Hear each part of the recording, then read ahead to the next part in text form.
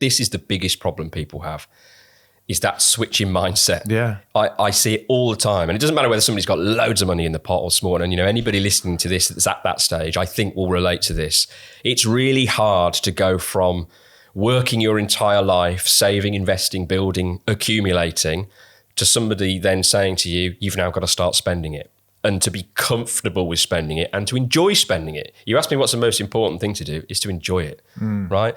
I think people get far too wedded to the idea that money is the important thing.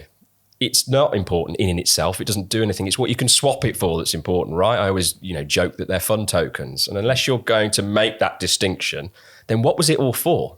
If you're going to retire and stress and worry and be really frugal, what was it all for? So again, one of the things I find myself doing a lot of is telling people to spend money, enjoy it. If the plan works, I'm not saying do it recklessly, but with a plan that shows you you'll be fine.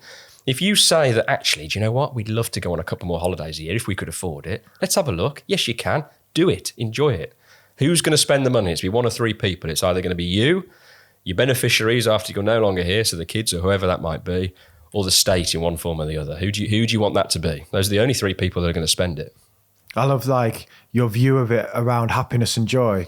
One thing that you said to me that I've been passing it to my mom is think about inheritance planning before you're dead, in the sense of get the glory. Yeah. Sit at the table with them and be like, look how much of a legend I am. Here's your inheritance. Yeah. Do you know what I mean? You will be doing that, definitely. For your son, it's you want to be there, be like, look how I've already planned it for different stages of his life. So 18, he gets a little bit. Yeah, and I'm paying for it. Yeah. He's putting it into his junior ISA every month. He's a godfather. Okay, go, yeah. So he puts in every month. I put in every month. My missus puts in every month. So when he's 18, give him something. Then when he's 21, give him something else, and then later just give him little pots and be like, this is for your first deposit. This is for, because how good that's going to feel. Keep investing into this, so that I've got you so far. There's 20 grand in here. If you keep putting it in, you can make this 100 grand.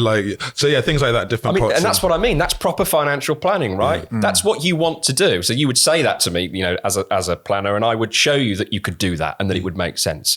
And and you'll get to see him enjoy that. From this conversation, I'm thinking, you said you might want to go see someone like him when you're 55. I think it'd be more useful 40, just to do the cash pushing that as well, aren't you? Yeah, cash flow. You're right there now. Because it's make sure you're tax efficient. I think that's really helpful, because I just did my taxes as self-employed, and taxes are so confusing. I think everyone finds taxes a little bit confusing.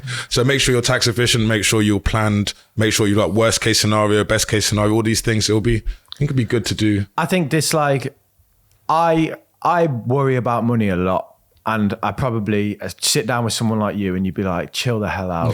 You don't need to be worried about money. It's kind of crazy. The more I earn, the more I go on, the more I save, the more I'm like, is it enough? Yeah.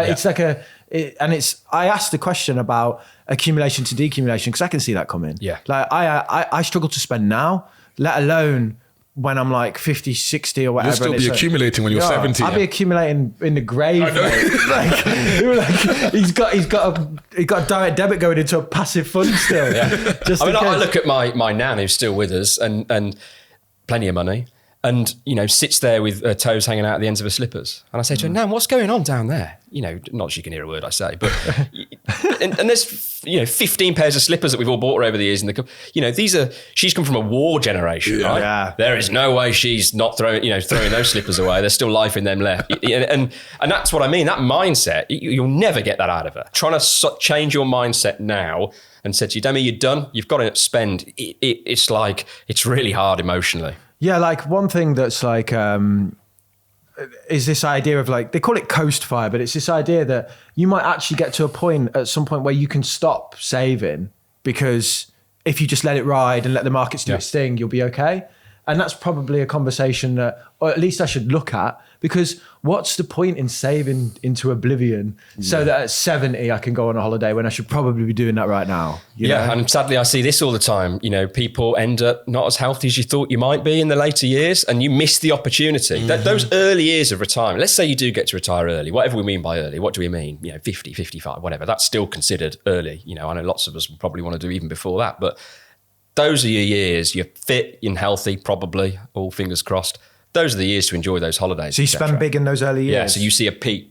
If you spoke to me, you probably would. You'd see a peak in spending then, because I'd be here going, come on, let's go and see that auntie in Australia. Let's do it. Because who knows, 10 years time, you might not feel up for that long flight, for example. You know, I'm the most counterintuitive financial advisor in history, I think, in this regard. I spend much more time saying, come on, you know, all this work we did to this point, let's make it for something. And I come back to that point. I get most job satisfaction out of that moment where I can see something that I've added in the conversation has made them live a better life than they would have done, you know, prior to that conversation. And this is why, so the 3 questions I ask people when I'm trying to pull out, what do you really want, is if you had all the money that you needed in the bank right now, how would you change your life on how you're living now? This is from I'm going to say his name wrong, George Kinder Institute of Financial Planning, American chap who sort of coined this over there. So you give somebody all the money in a scenario and say, what would you change? And they'll say things like, well, I'll probably go on a few more holidays. I'll probably go and see that relative I'd never really seen. I might go down to 4 days a week or 3. All of a sudden, you start to get, okay, so we're starting to talk about what you want to do with your time more than what you are currently doing with your time. And then what you do is the more awkward part of the conversation is you take away the biggest asset we all take for granted, which is time. You say to them, if you went into the doctors today and the doctor said to you, you've got between 5 and 10 years left to live. The good news is you won't feel sick. You'll feel as healthy as you both do right now. But you know that is your limited time. Right? Might be 5, might be 10. You don't know when you're going to die, but that is your prognosis. What would you change about how you live now if you knew that was the story? What difference would you make? And that is normally the one where people go, wow, that's made me This just made my heart drop, because the answer is I would just spend every minute with my son. Yeah. Do you know what I mean? And like, I go to work to provide him a life, when in reality I could just, do you know what I mean? Like, it makes you think. Yeah. It makes you think what's important real quick. You know? Yeah. Because everybody's answer to that question, and you hit the nail on the head, always centers around the idea, I'd spend more time with the people that I love doing the things I enjoy doing. Yeah. That's basically what it boils down to, right? So can I show you a world where financially I can push you more in that direction? The third part of that question is even worse, to say, what happens if you only had 6 months left to live? You know, the prognosis was we're going Vegas too. Yeah. You know. Vegas, then Ibiza. It's going to be big. Then Bali. Yeah. But it's asking people who haven't you become that you want to become? Yeah. You know, what are the things that you want to achieve? You know, I don't know, I want to write a book, but I need 6 months off work to really sit. I've always dreamt of, I don't know, whatever. Okay, well, can we find a world where you could fund a period of not working for 6 months to write that book? I don't know, I'm coming up with silly stories, but this is what drives me. This was a clip from our full conversation with Tom Morgan. If you want to watch the full thing, then it's right here for you.